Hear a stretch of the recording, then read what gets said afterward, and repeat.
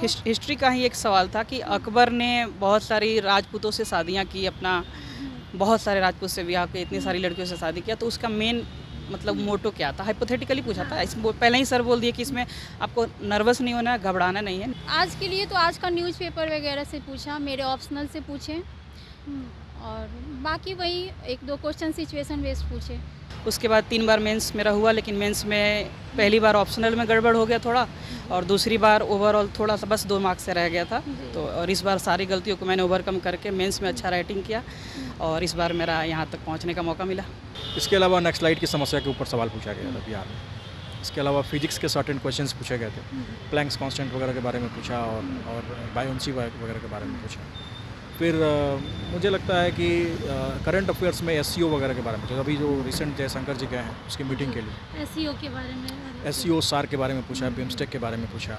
ये बच्चों के हित के खिलाफ हो जा रहा है कि 2 शिफ्ट में 2 तरह के पेपर होंगे, तो किसी को अच्छा मिल जाएगा, किसी को बुरा मिल जाएगा। ऐसे आप लोगों के लिए क्या डिफ़िकल्ट होता है, क्योंकि पहले नहीं था? ऐसे मेरे लिए सही था क्योंकि मैंने यूपीएससी का मतलब प्रिपरेशन किया था, तो यूपीएससी का मेरा मतलब मैं वहाँ दी थी, मैं वहाँ इंटरव्यू एक दे चुकी थी, तो मुझे इस बार सही लगा था। कि आप लगे रहें, कंसिस्टेंसी बहुत ज़रूरी है, और पेशेंस। इस फील्ड में कोई ये सोच के आया कि 1 साल में 2 साल में मैं कर लूँगा, तो वो रेयर है।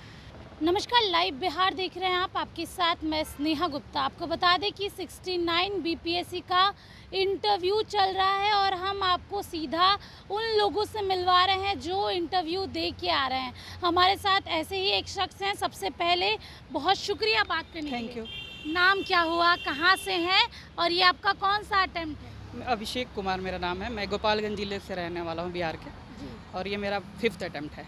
5th अटेम्प्ट है, और इंटरव्यू का ये फर्स्ट है। फर्स्ट है। अच्छा, क्या ऐसी कमियां रह गई 4 अटेम्प्ट्स में जो इस बार आपने पूरी कर दी? सबसे पहले तो 2 प्रीलिम्स में ही मतलब हम प्रिपरेशन अभी स्टार्ट नहीं किए थे, ऐसे ही दे रहे थे थोड़ा थोड़ा अपना साइड से स्टडी करके, तो 2 तो प्रीलिम्स ही रह गए। उसके बाद 3 बार मेंस मेरा हुआ, लेकिन मेंस में पहली बार ऑप्शनल में गड़बड़ हो गया थोड़ा, और दूसरी बार ओवरऑल थोड़ा सा बस 2 मार्क्स से रह गया था। तो और इस बार सारी गलतियों को मैंने ओवरकम करके मेंस में अच्छा राइटिंग किया, और इस बार मेरा यहाँ तक पहुँचने का मौका मिला। अच्छा, अंदर में जो पैनलिस्ट हैं कैसे हैं, स्वभाव कैसा है? नर्वस थे आप इंटरव्यू के पहले? बिल्कुल, फर्स्ट है तो नर्वस तो ऑब्वियस में था, बिल्कुल, लेकिन मेंबर बहुत ही कोऑपरेटेड थे और बहुत अच्छे थे। कोई मतलब बाहर जितना डर लग रहा था वैसा अंदर कुछ माहौल नहीं था, अच्छा माहौल था। बिल्कुल। कितने पैनलिस्ट थे? 4 थे मेरे में। क्या सवाल आपसे पूछा गया, किस तरीके के क्वेश्चंस थे?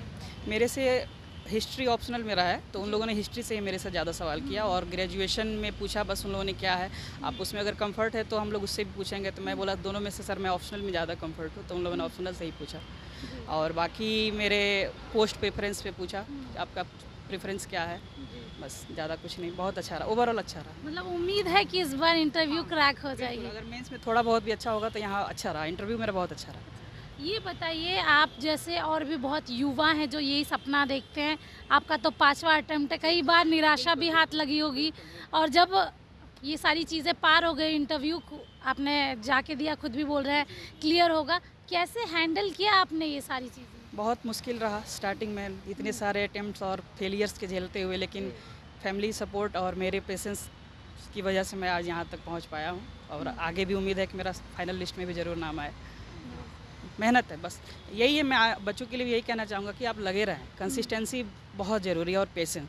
इस फील्ड में कोई ये सोच के आया कि 1 साल में 2 साल में मैं कर लूँगा, तो वो रेयर है। अच्छा, आपका एजुकेशनल बैकग्राउंड क्या है, किस बैकग्राउंड से? मेरा बीटेक है, मैंने मैकेनिकल इंजीनियरिंग से बीटेक किया है। अच्छा, आपने इंजीनियरिंग की, उसके बाद बीपीएससी की तैयारी, क्या यूपीएससी की भी तैयारी कर रहे हैं? फ़िलहाल तो अभी नहीं, अभी फ़िलहाल इसी पे फोकस है मेरा। हाँ। अंदर में आपसे कौन सा ऐसा सवाल किया गया जिसमें आप थोड़े से नर्वस हो गए, या फिर डर लगा आपको? हिस्ट्री का ही एक सवाल था कि अकबर ने बहुत सारी राजपूतों से शादियाँ की, अपना बहुत सारे राजपूत से ब्याह के, इतनी सारी लड़कियों से शादी किया, तो उसका मेन मतलब मोटो क्या था, हाइपोथेटिकली पूछा था। पहले ही सर बोल दिए कि इसमें आपको नर्वस नहीं होना है, घबराना नहीं है, नॉर्मल हम पूछ रहे हैं, आपको अगर लगे तो बताइए सोच के, अदरवाइज कोई प्रेशर की बात नहीं है। तो यही क्वेश्चन पे मैं थोड़ा सा घबराया था, बट मैंने डील किया इसको जितना मुझे लगा। मैंने बाकी सर ने कुछ और बताया उसमें जो नहीं बता पाया। क्या बिहार की राजनीति से कुछ क्वेश्चंस थे? नहीं, बिहार की राजनीति से नहीं था, शेरशाह सूरी से रिलेटेड थोड़ा सा सर वही अकबर को जोड़ के पूछा, बाकी अच्छा, अगर आपका इंटरव्यू क्लियर हो जाता है, फाइनल लिस्ट में नाम आ जाता है, बिहार के लिए क्या करना चाहेंगे, किस तरीके से बिहार की चीज़ें तो आप देख ही रहे हैं, तो उसमें क्या आप बदलाव कुछ करेंगे, क्योंकि यंग है, यंग लोगों में एनर्जी भी वैसी होती है। बिल्कुल श्योर, मैं उसी सोच से मैं इस फील्ड में आने के सपने देखा था और मैं मुझे मौका मिलेगा तो मैं ज़रूर कुछ करूँगा।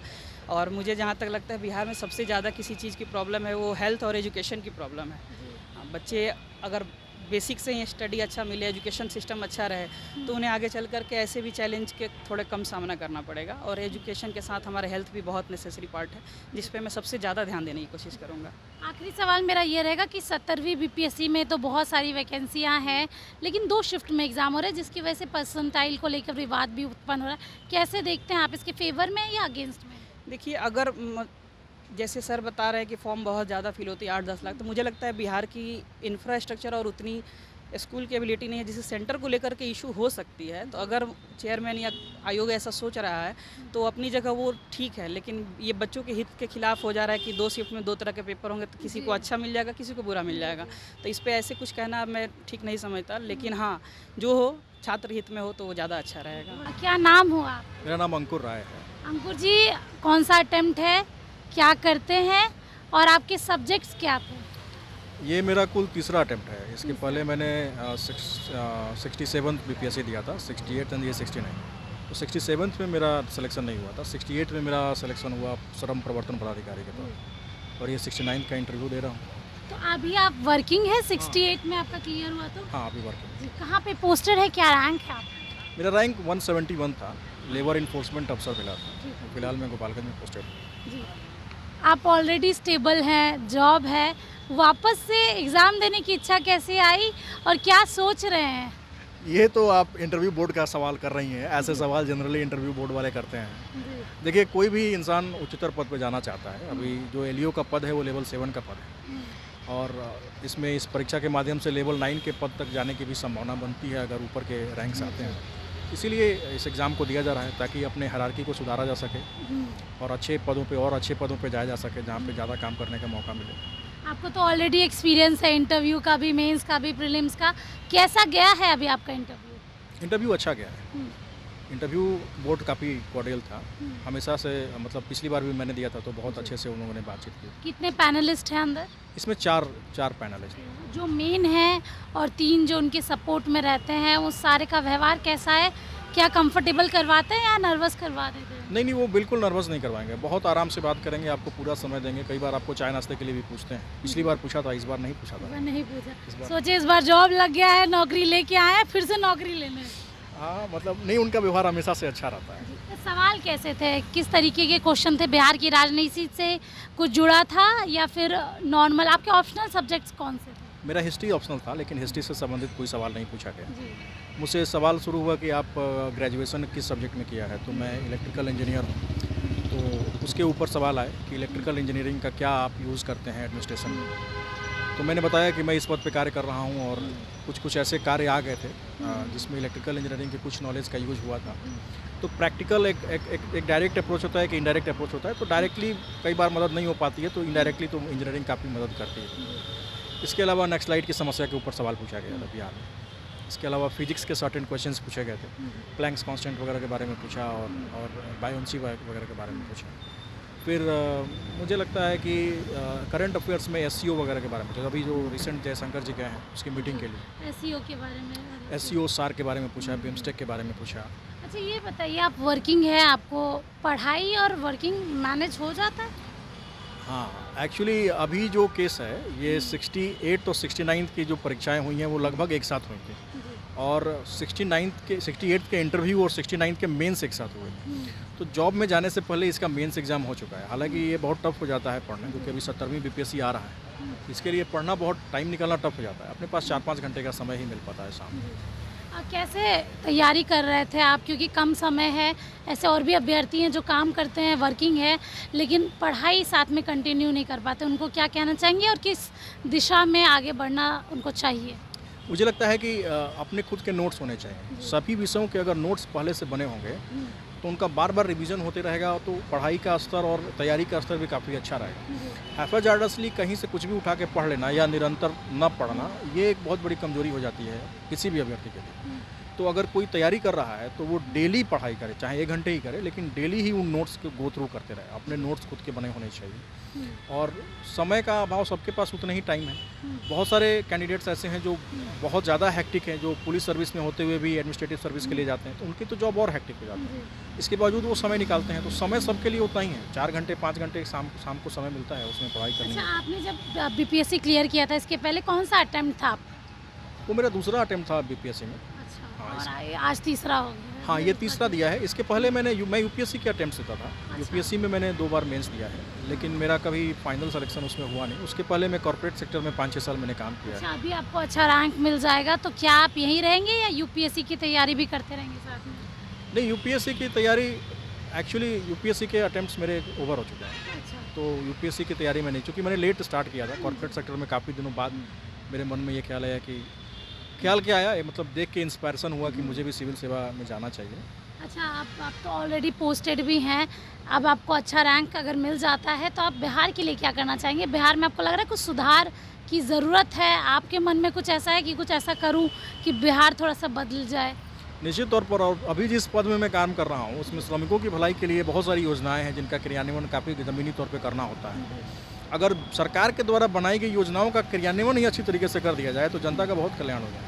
और मुझे लगता है कि जितने भी अधिकारी हैं वो सब यही कार्य कर रहे हैं, और मैं भी यही कार्य कर रहा हूँ। अच्छा, आखिरी सवाल ये रहेगा कि 70वीं बीपीएससी में पोस्ट काफ़ी ज़्यादा है, वैकेंसी भी बहुत ज़्यादा है, लेकिन ये हो गया है कि 2 शिफ्ट में एग्ज़ाम होंगे, जिसकी वजह से परसेंटाइल को लेकर विवाद बढ़ रहा है।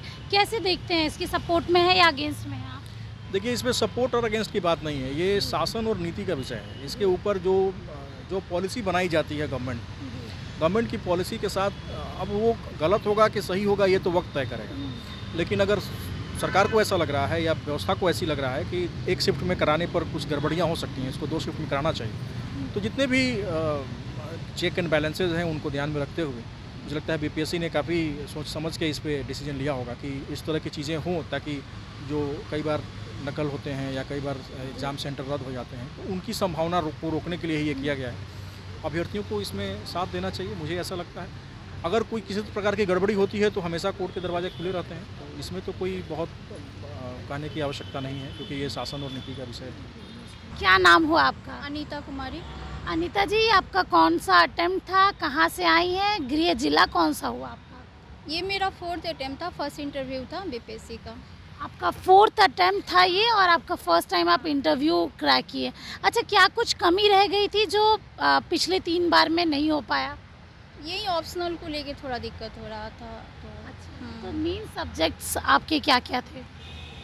मेरे तो ज्योग्राफी थे ऑप्शनल, बाकी जो जीएस होता है तो वो था। इस बार इन्होंने ऐसे कर दिया है, ऐसे को पहले ऐसे नहीं था, इस बार ऐसे इन्होंने ऐड किया है, मैंडेटरी किया है 300 मार्क्स का। अच्छा, ऐसे आप लोगों के लिए क्या डिफ़िकल्ट होता है, क्योंकि पहले नहीं था? ऐसे मेरे लिए सही था, क्योंकि मैंने यूपीएससी का मतलब प्रिपरेशन किया था, तो यूपीएससी का मेरा मतलब मैं वहाँ दी थी, मैं वहाँ इंटरव्यू 1 दे चुकी थी, तो मुझे इस बार सही लगा था ऐसे। आप बोल रही हैं यूपीएससी आपने क्रैक किया था, आपने इंटरव्यू भी दिया था, तो बीपीएससी पे फिर कैसे आ गई? मतलब ये तो होता ही रहता है ना, जब तक सिलेक्शन नहीं हो तो आप तो दोनों फोकस करते हैं। आप मैरिड है, आपके ऊपर रिस्पॉन्सिबिलिटी भी काफ़ी है, एजुकेशन, पढ़ाई लिखाई और तैयारी, 3 और गृह गृहस्थी कैसे मैनेज कर रही हैं? हो जाता है, अगर साथ वाले कोऑपरेटिव हों, फैमिली कोऑपरेटिव है तो ये सब चीज़ें उतनी मायने नहीं रखती हैं। अगर आप डिवोटेशन है कि हमको करना है तो फिर वो चीज़ें हो जाती है। फैमिली का सपोर्ट रहा क्या? हाँ, बिल्कुल बिल्कुल सपोर्ट है फैमिली का। अच्छा, अंदर आप जब गई तो कितने पैनल लिस्ट है वहाँ पर, और किस तरीके के सवाल पूछे गए? नर्वस थी?